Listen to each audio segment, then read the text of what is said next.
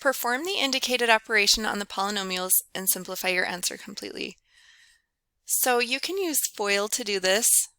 FOIL stands for first, here, outside, inner, and last. So this basically tells you the order to multiply. So you can do first ones, outside, inner ones, and then the last ones in each.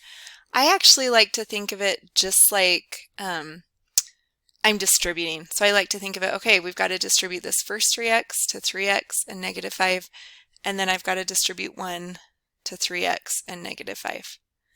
So we multiply those 3x times 3x, we're going to get 9x squared.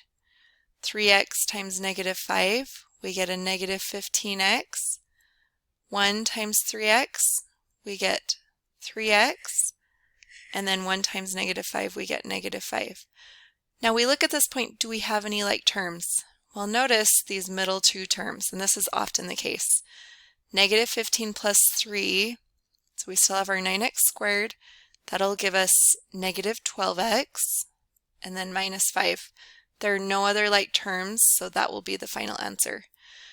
Now, on this first step, if this is too much of a jump for you, what you can do is even write it out and say, okay, 3x times 3x plus 3x times negative 5 plus 1 times 3x, I'm going to run out of room, plus 1 times negative 5. There we go. Got it.